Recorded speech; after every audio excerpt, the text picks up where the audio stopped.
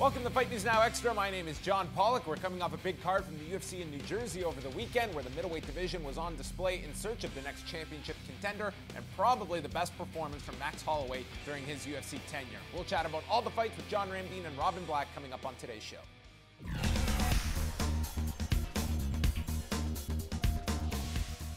The main event of the UFC card in Newark, New Jersey saw Luke Rockhold dominate Lyoto Machida primarily with his grappling after using his strikes to set up a guillotine attempt in the opening round and nearly finishing Machida at the end of the first round. In the second, he placed Machida down on the mat, securing the back, and would lock in the fight-ending rear naked choke, and Rockhold making his case very strong that he should be receiving a title fight against the winner of Chris Weidman and Vitor Belfort after their fight next month. Ronaldo Jacare Souza didn't get the opponent he initially signed up for in Yoel Romero, but Chris Camozzi stepped in on 1 week's notice for a rematch with Jacare. The fight on Saturday was about as definitive as the first fight between the two, as Jacare got the takedown and easily passed, using the cage to maneuver to side control, and then would lock in an armbar and get the verbal submission at the 2:33 mark of the opening round. And the Fox card also saw featherweights Max Holloway and Cub Swanson square off. Holloway's furious pace never let up throughout the fight, using his long jabs, flying knees, and relentless pressure to control the first two rounds. And then in the third, it was a body shot that sent Swanson down, and Holloway would continue to work, securing a guillotine from the mount and tapping Swanson with just over a minute to go in the fight.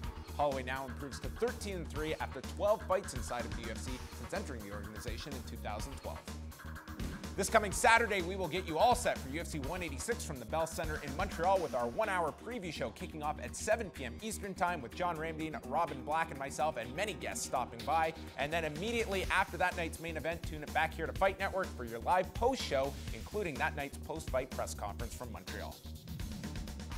Here I am with Robin Black and John Ramdine coming off the UFC's card in Newark, New Jersey on Saturday night. We talked a lot last week about Lyoto Machida and Luke Rockhold. It was a very hard fight to break down of just what was going to happen.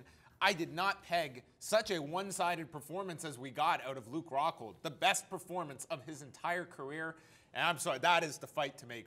I think Luke Rockhold, Jacare, hey, great performance himself, but how can you say no to Luke Rockhold at this point fighting for the middleweight championship? Yeah, I agree, but at the same time, right now, I think it's irrelevant. I think when you look at 185 pounds, I know that the title fight, that's what everybody thinks about, but just all the different combinations of the guys ranked in the top 5 or top 6. You know, Luke Rockhold, yes, this fight with Chris Weidman. What happens if Vitor Belfort wins? Yes, then the rematch with Luke Rockhold and Vitor Belfort. Either way. Either way, and then you throw Jacare in the mix. You have a great predicament at this problem.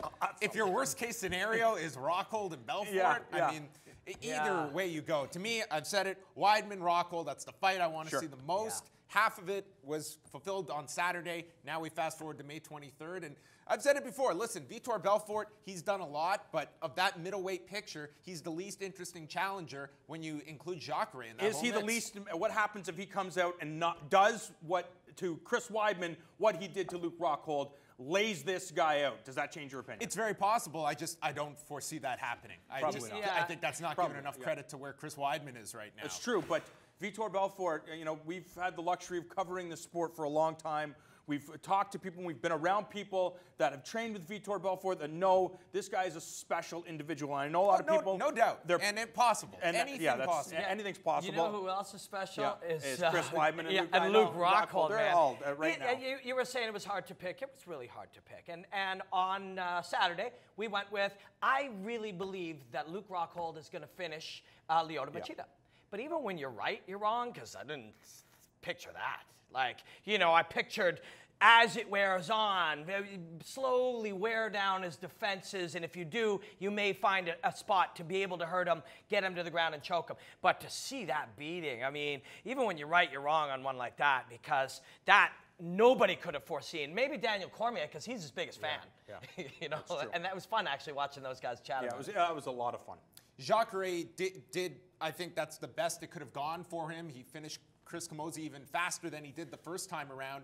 Did he take a step forward? Was it just remaining in place of where he was? Did he gain anything out of Saturday in your estimation? No, I mean, he got paid, yeah, and he was a little more active. If you're going to make a statement in this fight with Chris Camozzi, the only way is beat him faster than you beat him before. So, but it really was irrelevant, the type of performance Jacare had, because he had like a flawless performance. It's the performance that Luke Rockhold had, because he had a flawless performance against the top-ranked guy, and that's what it came down to. I'm stressed out because there's so much good stuff, you can't break it all down, you know? But that Jacare going, so he's controlling the back. So most people are going to go from controlling the back to getting weight on the hip. Maybe getting to the back, threatening a little bit. If an arm pops up, you may transition out and go for it. Dude goes from hip, just skips back control entirely as he floats all the way up onto the It's like Ronda. Yeah, that's because you like, know all those positions. I mean, the level. Chris Camozzi is a good, solid, mid-level UFC middleweight. Talented, has all the skills. When you can take a guy that's good and you can make him look like a white belt like that, that's just real. That's legit. What did you guys take away from Max Holloway's performance against Cub Swanson? I was very surprised. Like, Cub Swanson against Frankie Edgar, stylistically, you knew that was going to be a difficult fight for Cub. This, much more in his wheelhouse. You knew that Max Holloway wasn't going to be threatening with a lot of wrestling. This was largely going to be a stand-up affair, and Max Holloway controlled this fight for the entire duration. Yeah, you're talking about a driven individual, and we've talked about it before. We think that Max Holloway is the future of 145 pounds, and it's because of the performances like we saw against Cub Swanson, where he really has the full skill set. His mind is there. He knows how to use his physical abilities to win fights, and he doesn't get stressed out. He's already fought Conor McGregor, now faced off against Cub Swanson, and really controlled him for the majority of that fight. So I just think that Max Holloway's putting everything together, and unfortunately, or fortunately, depending on your perspective, it's only top-level fights now for Max Holloway. Yeah. My personal perspective is when I'm analyzing these fighters, the ones that I find the most entertaining, I spend more time on. So I feel like I know them more. And I feel like, and it's hard to criticize Cub Swanson without making it sound like you're not giving the credit to Holloway, because Holloway deserves all the credit. Yeah. He won this fight. But at the same time, I watched Cub Swanson go in there and hunt for the left hook over the top all night long. And against a guy like this, he really needed to be free to go in and express some wrestling, show some cage work, threaten the takedown. He brought his boxing coach and he showed up to a kickboxing fight with a good kickboxer when he had all these other areas. So I think he needs to allow himself to be much freer in these fights than he did on Saturday night. But again, all credit to Max Holloway. Very entertaining card Saturday from the Prudential Center. These men are off to Montreal. We are going to be having coverage from Montreal all week long leading into UFC 186 this Saturday night, but we have more Fight News Now Extra coming your way.